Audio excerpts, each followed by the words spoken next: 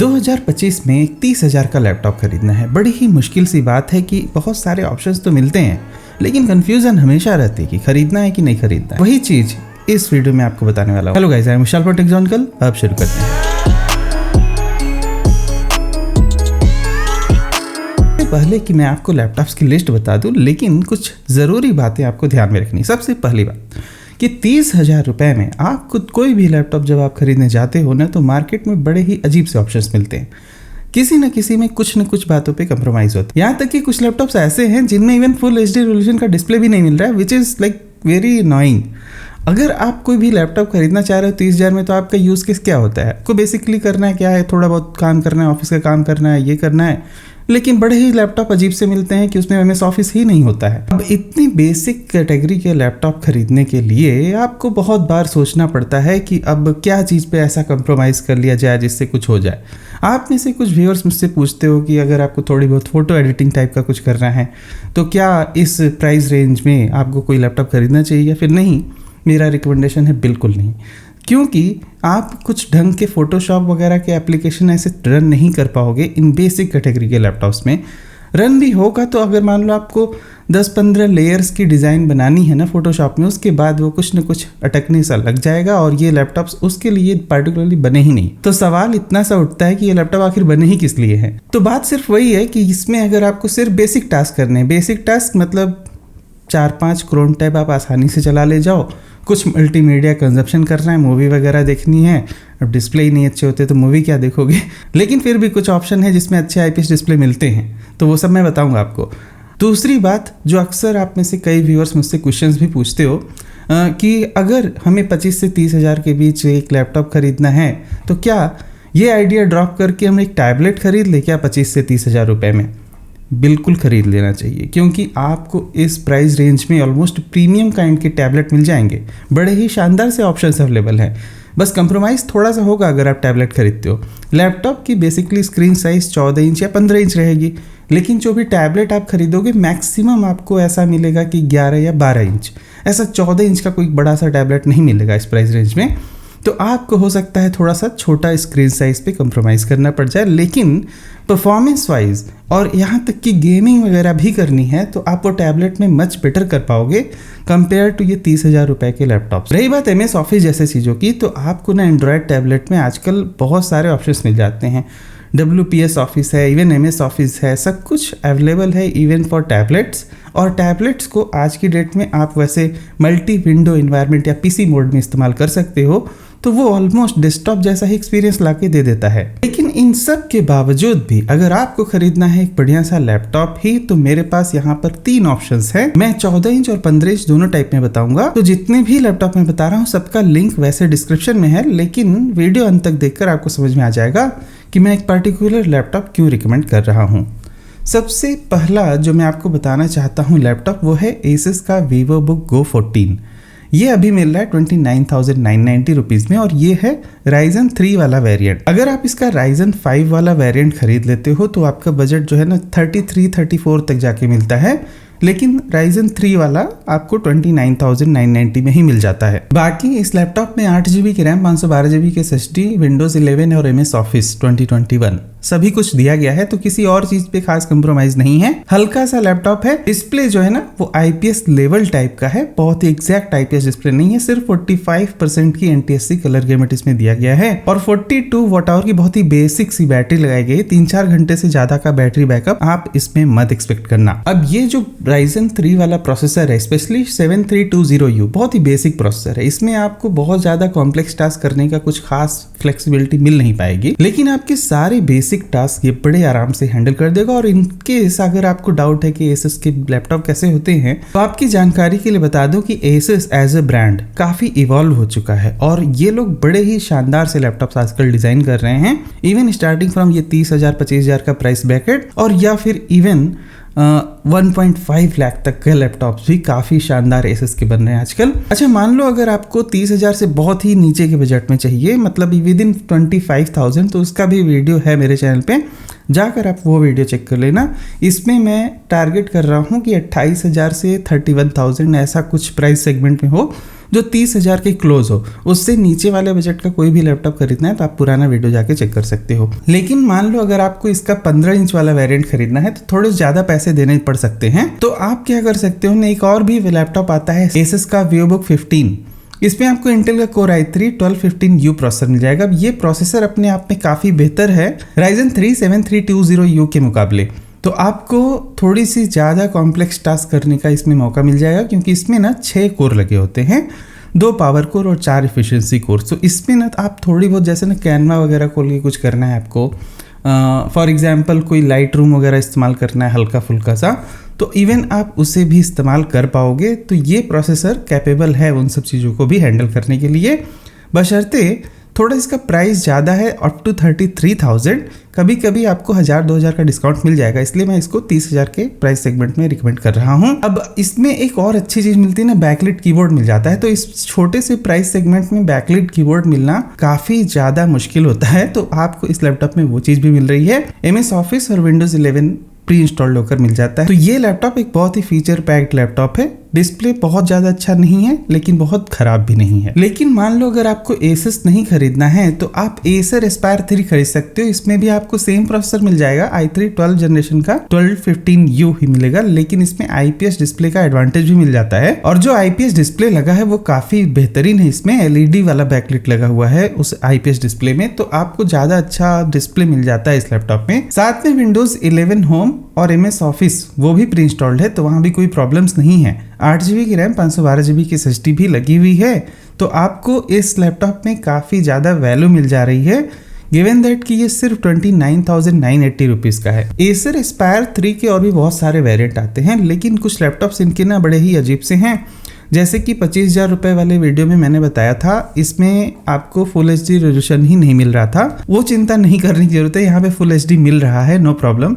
तो इनके बहुत सारे वेरिएंट आते हैं और 30,000 में ये सबसे ज़्यादा वैल्यू फॉर मनी मुझे लगा। लेकिन अगर Acer में ही आपको 15 इंच में कुछ खरीदना है तो आपके पास Acer Aspire Lite का ऑप्शन मिल जाएगा आपको, जिसमें आपको ना इंटेल का Core i3 1215U same processor मिलेगा, लेकिन एक सबसे बड़ा एडवांटेज है 16 GB की रैम। इसमें फोटोशॉप भी आप ओपन कर पाओगे बड़ी आसानी से। लेकिन एक प्रॉब्लम है कि इसमें आपको IPS डिस्प्ले नहीं मिलता है, मेटल की बॉडी भी मिल जाती है, तो इसकी बिल्ड क्वालिटी भी ज़्यादा बेटर है और लाइट वेट सा लैपटॉप है।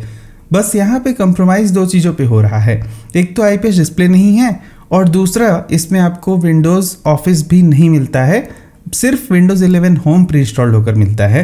तो ये दोनों बातें आपको ध्यान में रखना है जब भी आप ये लैपटॉप खरीदते हो। आप इसमें अगर आपको फोटोशॉप जैसा कुछ चलाना है तो बहुत ही बेसिक सी काम आप इसमें कर पाओगे, आराम से ओपन वगैरह हो जाएगा और कोई भी खास प्रॉब्लम्स नहीं होगी, क्योंकि 16 GB की रैम मिल जाती है पहले से ही। तो पहला लैपटॉप Asus का दोनों हो गया और दूसरा Acer का Aspire 3 वाला हो गया, या Acer Aspire Lite आप 15 इंच ले रहे हो तो।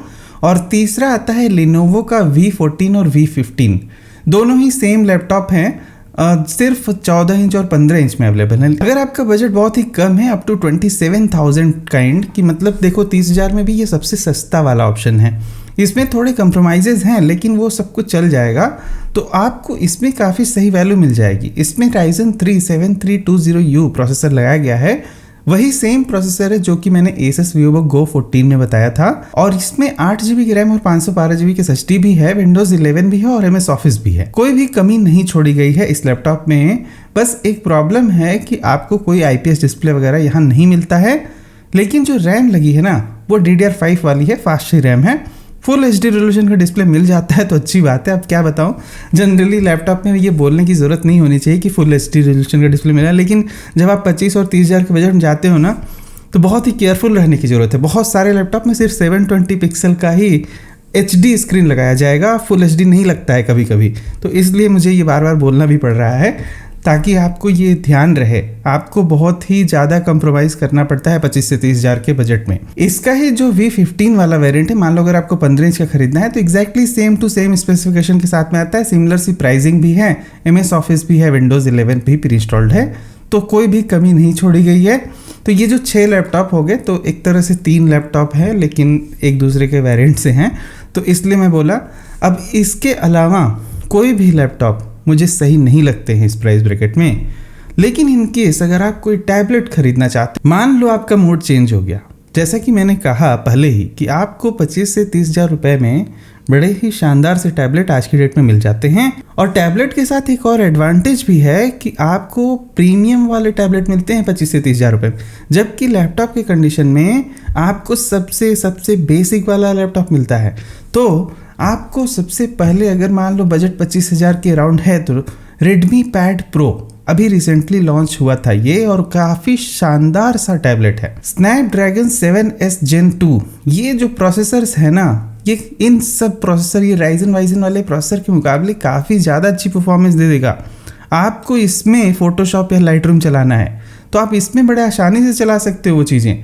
प्लस 10,000 mAh की बैटरी मिलती है। टैबलेट की बैटरी लाइफ भी जानते हो आप, कोई पूरा दिन चलेगा, कोई दिक्कत ही नहीं है। लैपटॉप कहाँ 2-3 घंटे भी नहीं चलेंगे। 8 GB की रैम और 256 GB का स्टोरेज भी मिल जाता है, वाईफाई 6 5G ये सब कुछ है। और ये टैबलेट ना काफ़ी बड़ा है, 12.1 इंच का, इसलिए मैं कह रहा था कि देखो 14 इंच से थोड़ा सा साइज़ कम हो जा रहा है, ऑफकोर्स 12 इंच हो जा रहा है, लेकिन ये टैबलेट के हिसाब से काफ़ी बड़ा स्क्रीन साइज़ है, इसलिए मैं इसको लैपटॉप के कंपैरिजन में कर रहा हूँ।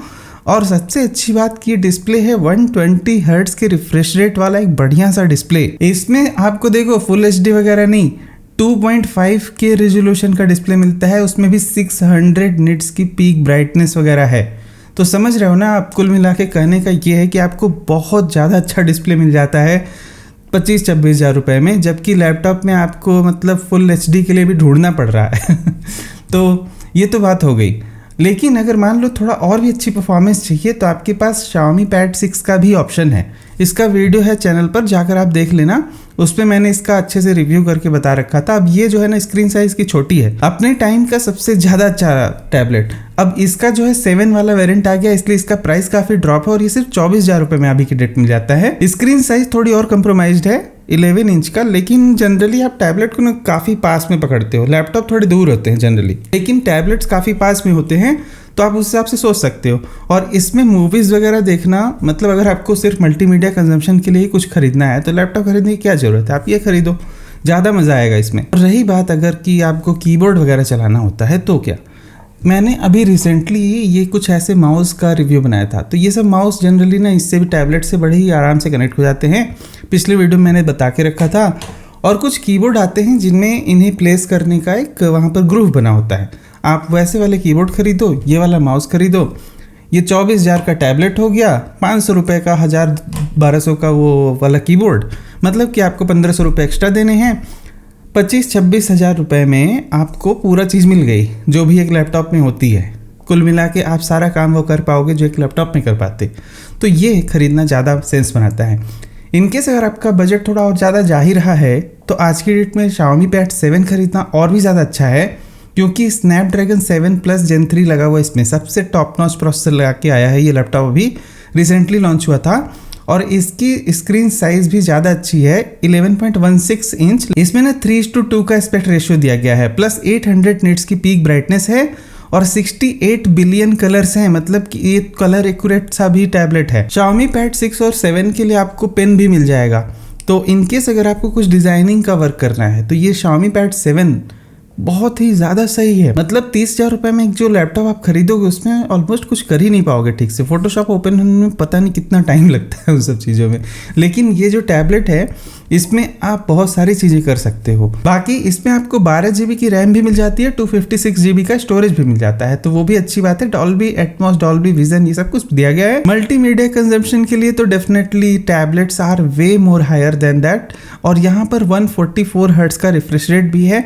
इसमें आप बहुत सारे अच्छे ना कॉम्प्लेक्स गेम भी चला सकते हो जो भी एंड्रॉयड में आते हैं। और अगर थोड़ा बजट ज़्यादा जाता है बाद में तो आप ऐसा वाला कीबोर्ड भी खरीद सकते हो, लेकिन मैं कहूँगा कि ये वाले कीबोर्ड्स मत खरीदना, बहुत ही महंगे आते हैं अननेसेसरली। आपको वो 1000-1200 में एक ऐसा कीबोर्ड मिल जाएगा, अमेजन बेसिक का ब्रांड का आता है, जिसमें ऊपर ग्रूव लगा होता है जहाँ टैबलेट का आप कैसे रख देते हो, तो वो वाला कीबोर्ड आप खरीद सकते हो। मैं लिंक्स का भी वीडियो के डिस्क्रिप्शन में डाल दूंगा, आप चेक कर लेना। तो अब यहीं पर ये सारी बातें ख़त्म होती हैं।